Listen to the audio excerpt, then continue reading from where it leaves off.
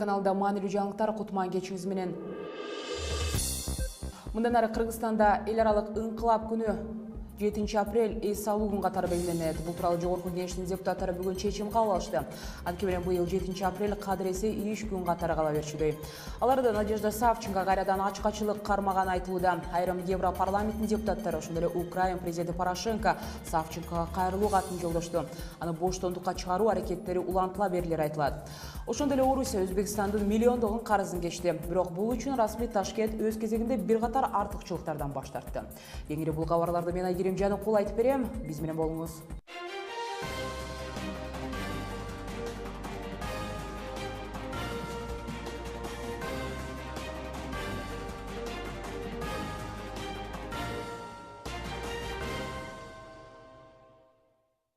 Адегенде шайлоо тууралуу. Кыргызстанда демократия жана жарандык коом үчүн коалициясы жана таза шайлоо ассоциациясы Жогорку Кеңештин депутаттары жана саясий партияларга кайрылуу жасашты.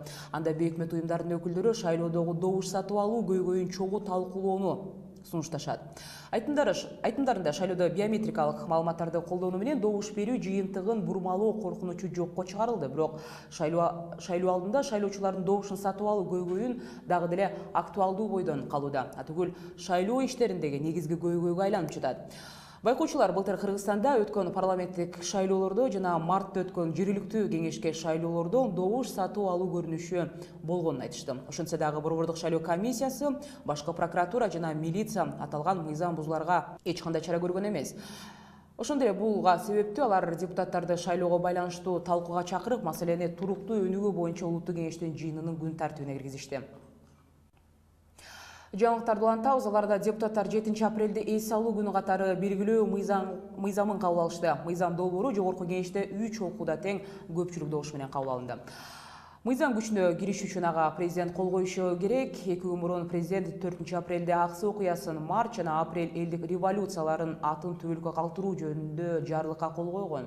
Ага 7 апрелде майрам күн катары эс алуу сунушу парламентке жөнөтүлгөн. Мындан тышкары ар жылы 17 мартты аксы окуясы, 24 мартты элдик ыңкылапты эскерүү күнү катары белгилөө сунушу өкмөткө берилген. Анткени менен депутат Чолпон Жакупова регламент процедураларды бузуу менен мыйзамды дароо колдошкон кесиптештерин сынга алды. Айтымда айрым мыйзамдар айлап жумалап депутаттар тарабынан колдоого алынбайт. Ал эми 2 күн мурун демилгеленген сунушту дароо колдоп берүүгө болгону жарым күн гана зарыл болгон. Дүйнөлүк кабарларга да кайрылсак, Орусияда камалган украин учкучу Надежда Савченконун кайрадан ачкачылык жарыялаган айтылууда. Март айында Ростов облусундагы Донецк шаардык соту өкүм чыгарып, аны 22 жылга эркинен ажыратып, 100 000 рубль жазана салган. 34 жаштагы Савченко Луганскта 2014 жылы кармалган. Ал орусиялык телеканалдын журналисттеринин өлүмүнө айыпталууда. Өзүн болсо күнөөсүз экенин жана жикчилдер кармап келип Орусияга өткөрүп берген айтып келет. Ошол эле учурда Киев аны аскери туткун экендигин белгилейт. Савченко камалгандан бери бир канча жолу ачкачылык жарыялаган. Аларда Украин президенти Петр Порошенко учкуч айымга кайрылуу жолдоду. Катта анын эркиндикке чыгаруу боюнча чаралар көрүлүп жаткандыгы айтылат, бирок кайсыл чаралар экендиги такталган эмес. Болгону Савченко көрсөтүлгөн колдоо үчүн ыраазычылыгын билдирген. Ошондой эле учкуч айымга Европарламенттин бир катар депутаттары да кат жөнөтүштү. Анда боштондукка аны чыгаруу үчүн күрөш улантыла берилери жазылган. Эми Өзбекстанга байланыштуу кабарларга да кайрылалык. Өзбекстандын 890 миллион доллар карызын Орусия кечти. Бирок өз кезегинде Ташкент Советтер Союзунун аймагындагы Алмаз фондунун бир бөлүгүнөн баш тарткан. Орусиянын эсеби боюнча 2014 жылга карата Өзбекстандын карызы 900 миллион долларга жеткен. Бирок өзбек тарап анын бир бөлүгүн гана мойнуна алды. Алар Москвадагы мурдагы СССРдин убагындагы Алмаз фондундагы каражатты колдонгону үчүн кеминде 1 миллиард доллар карыз деп эсептеп келет. Келишим күчүнө киргенден кийин Өзбекстан Орусияга 25 миллион долларды ар бир ай сайын жарым-жартылай төлөп берүүсү керек. 11 каналда кабарларды баяндообузду улантабыз. Бир нече мүнөттөрдөн соң бул жаңылыктар менен таанышасыз. Бензиндин арзандашына байланыштуу жагымдуу кабар. Ушуну менен жыл башынан бери бензиндин маркалары 1 литрине 4 сомдон 6 сомго чейин төмөндөдү. Тарыхый мекенде кайтууну эңсеген этникалык кыргыздар алардын жашоосун чагылдырган даректүү тасманын бет ачары өттү. Кыргызстанда Айымдар көппү же эркектерби? Мамлекеттик статистикалык комитет демографиялык абалды аныктады.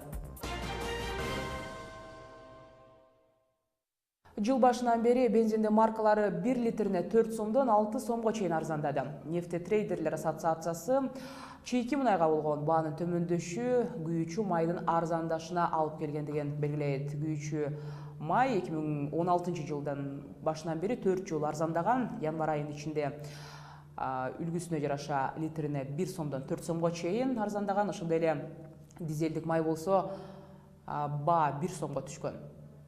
Балардын төмөндөшү мезгилдик фактор менен чийки мунайдын арзандашына байланыштуу экендиги белгиленет. Алда сиздерди режиссер, журналист Жаңыл Жусупчан менен 11 каналынын студиясына маек күтөт. Анда Тажикстандагы этникалык кыргыздар тууралуу даректүү тасманы тегерегинде сөз болмокчу. Анын алдында Кыргызстандын сыртында жашаган этникалык кыргыздар тууралуу маалымат бере кетели. Учурда 900 000 этникалык кыргыз өлкөдөн тыш Өзбекстан, Тажикстан, Ауганстан, Кытай жана Түркияда жашашат. Жана алардын көбү тарыхый мекенине кайтууга кызыктар. Кененирээк кийинки материалда. Бүгүнкү күндө миграция кызматына ылайык Кытайда 200 000 этникалык кыргыздар жайгашкан. Тажикстанда болсо 82 000ден ашуун кыргыздар жашайт. Этникалык кыргыздардын көпчүлүгү Өзбекстандан орун алып, алардын саны 300-350 000ди түзөт. Ауганстан жана Түркияда 2,5 миң кыргыздар жайгашкан. Жалпысынан алганда чет өлкөлөрдө 586 000ден ашуун этникалык кыргыздар бар. 2007 жылдан бери Кыргызстанда көчүп келүүчү этникалык кыргыздарга берилүүчү мамлекеттик кепилдиктер жөнүндө мыйзам иштеп келет. Аларга мамлекет кандай кам көрөт? Бул тууралуу миграция кызматынын маалымат катчысы Айсулуу Исабекова айтып берди. Алар Кыргызстанда бардык ошо биз жарандар колдонуп жүргөн эле укуктар менен укуктарга ээ болуп, ошол кайрылман статусу менен медициналык камсыздандыруу, билим алуу, пенсия, пособие, ошол эле бардык тармактардан камсыз болуп алышат да. Анан бир жарым жылдын ичинде жарандык алышат. Жарандыкка берип, анан жарандыкка алышат. Ошондон кийин гана Кыргыз Республикасынын толук жараны болуп, этникалык кыргыздардын тизмесине чыгылат. Жакында эле Кыргызстандын миграция кызматы коомчулук менен биргеликте Памир тоолорунда жашаган кыргыздарга гуманитардык жардам көрсөтүү акциясын өткөргөн эле. Топтолгон гуманитардык жардамдар Памирге жөнөтүлчү мамлекеттик экспедиция аркылуу жеткирилмекчи. Ошондой эле иш сапардын жүрүшүндө Ауганстандагы кыргыздардын бир нече үй бүлөлөрүн Кыргызстанга көчүрүп келүү пландалууда. Азыркы күндө ал памирлик кыргыздар боюнча эч кандай маалымат айта албайбыз. Көчүрүп келүү маселеси боюнча Алай районунда 20 гектар жер бөлүнгөн, бирок ал эми мындай бир оңой олтоң иш эмес да. Азыркы күндө Кыргызстанга 37 000 этникалык кыргыздар кайтып келишип, кайрылман статусун алышкан. Алардын басымдуу бөлүгүн Өзбекстан жана Тажикстандан кайтып келишкендер түзөт. Гүлүм Эркинбек кызы, Александр Ногов, 11 каналы. 9 апрелде Бишкекте кино үйүндө Тажикстандын аймагында жашаган кыргыздар тууралуу тартылган «Кара тегинден кат» аттуу даректүү тасманын бет ачары өтөт. Тасманын автору, режиссеру, журналист Жаңыл Жусупчан бүгүн 11 каналында конокто. Куш келипсиз, Жаңыл айым биздин студияга. Айтсаңыз, тасмада жерге талдагы этникалык кыргыздардын күнүмдүк жашоосу, алардын тарыхый мекенине болгон кусалыгы чагылдырылган экен. Тасма аркылуу эмнени көргүңүз келген? Бул тасма жерге талдык кыргыздардан дубай салам деп айтсам болот. Анткени биз Кыргызстандагы кыргыздар Кыргызстандан алардан салам албай калдык да. Ошондуктан ушул мүмкүнчүлүктөн пайдаланып алардын саламын алып келдим. Негизи социалдык желилерде жерге тал кыргыздар тууралуу көп жазып каласыз, ошол эле сүрөт, видеону дагы жүктөйсүз. Бизде Памирде, Түркияда, Кытайда жана этникалык кыргыздар бар экени белгилүү. Эмне үчүн бирок сиз ушул Тажикстандагы жерге талдык кыргыздар тууралуу тасма тартууну чечтиңиз? Мен Кытайда болгом. Ал жактагы кыргыздар менен баарлашуу мүмкүн болбоду, себеби мен азаттыкта иштегендиктенби же деги эле ошол убакта азыр өзгөрдү да. Кытайдыктар бир шексинүү менен карап, анан аркаман киши коюп, анан айылга бара албайсың деп айтышты да. Кыргыздардын айылына бара алган жокмун. Андан кийин Афгандык, Ауганстандагы кыргыздардын Түркиядагы айылында болдум. Ал тууралуу Улуу Памир деген кыскача тасмам чыккан. Ал эми калганы болсо Тажикстандагы кыргыздардын ичинен Мургапта болгом. Анан жерге талга бардым. эмне себептен жерге тал дегенде менин оюмча өзгөчө абалдары оорураак, өзгөчө проблемасы көп болгон маселени көтөрүү бул биздин милдетибиз да. Ошол себептен жерге талды тарттым деп айтсам туура болот го. Тажикстандагы этникалык кыргыздарга өзүңүз кантип келип калдыңыз эле? Биринчи жолу жерге талга барган учуруңузду айтып берсеңиз. Ооба, ошол кезде менин атам өтүп кеткен эле. Анан анын алдында эжем дагы өтүп кетти, анан апам өтүп кетти.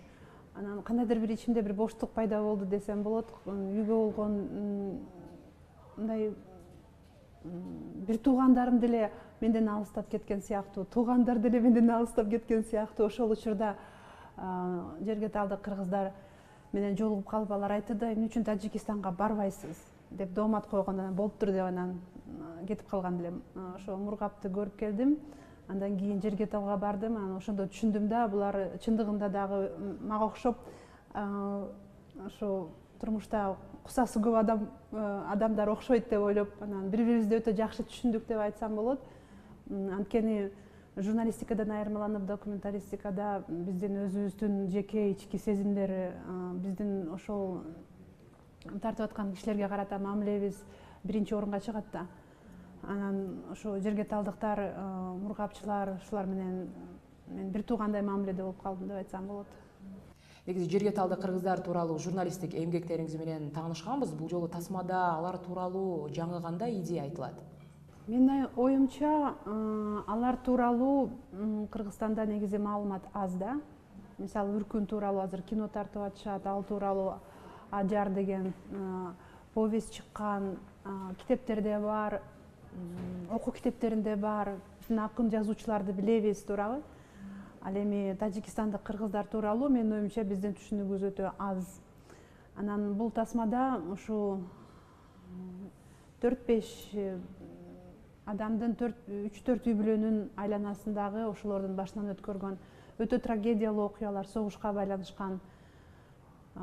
Андан кийин бүгүнкү күндөгү бөлүндү болгон жашоосу жөнүндө сөз болот да. Алардын жарымы Кыргызстанда, жарымы ал жакта, чек аралар жабылып калат. Алардын жашоосуна кызыккан деле киши жок. Биздин Кайрылмандар деген программа бар, бирок ага акча бөлүнгөн эмес. Ал мындай көргөзмө үчүн туш кийиздилгендей илип койгон программа деп түшүнөм да. Анткени анын көп нерселерди иштеп чыгып, ошол программа боюнча ошо жерге талдык жаштарды Кыргызстандын коомуна интеграциялоо боюнча жетиштүү иш жүргүзүлбөйт. Кара тегинден кат деп аталган тасмада каармандар тууралуу азын-оолак айтып бересизби? Кара тегинден кат деп аталышынын себеби бул менин өзүмдүн уулума жазган катымда. Ошол жака барыпчы, ошол жерде көп нерселерди көрүп таң калып, анан ошол катты жазууну чечтим да. Ал эми ошол эле убакта ал жакта болуп аткан окуялар өздөрү мындай, ушул жерден мен фильм тууралуу көп нерсени айткым келбейт, себеби көрөрман өзү барып көрсө деген менин тилегим бар. Буга көп эмгек кетти, 4-5 жылдан берки эмгек. Биз көптөгөн кыйынчылыктар менен тарттык. Анткени Тажикстанда кино тартуу оңой деп ойлосоңуз, Кыргызстандагыдай жаңыласыздар. Ал жакта эл жашоо шарты, социалдык жана саясий түзүлүшү биздин Советтер Союзундагыга окшош деп элестетсеңер, анан ошого жараша канчалык кыйын болгонун элестете аласыңар. Ошон үчүн мен көрүп кетүүңөрдү суранат элем. Рахмат. Студияда журналист, режиссер Жаңыл Жусупчан болду. Биз аны менен Кара тегинден кат аттуу даректүү тасманын тегерегинде кеп кылдык. 11 каналы жаңылыктарды улантат. Эми Улуттук статистика комитетинин калк саны туурасындагы берген акыркы маалыматы боюнча дагы кеп сала кетсек, Кыргызстанда эркектер аялдарга караганда 1% аз экендиги белгилүү болду. Статистика боюнча учурда элдин жалпы саны 6.019.480 адам түзөт. Калктын санын эсептөөсүнүн жыйынтыгында 49% эркектер түзүп, бирок 67% айыл жергесинде жашаары аныкталган. Ошондой эле карлардын басымдуу бөлүгүн аялдар түзөрүн, анткени алар эркектерге караганда узак жашар айтылат. Бүгүнкү күндө 60 жаштагы аялдар орточо эсеп менен 20 жылдай жашаганга мүмкүнчүлүк болсо, эркектерден кээ бири гана 15 жыл өмүр сүрөт экен. Ошондой эле Бириккен Улуттар Уюмунун маалыматына ылайык, өлкөдө 65 жаштан өткөн адамдар жалпы калк санынын 7%-ын түзгөн. Учурда улгайган мамлекет болуп саналат. Бирок бул процесс бүтүндөй дүйнөнүн кучагына алып жаткан учурда Кыргызстан бул чекке карлардын саны 2 эсеге көбөйгөн 2030 жылга чейин жетет экен. Мына ушундай кабарлардан соң сиздер менен коштошом. Рахмат көңүл бурганыңыздар үчүн. Жакшы болуңуздар.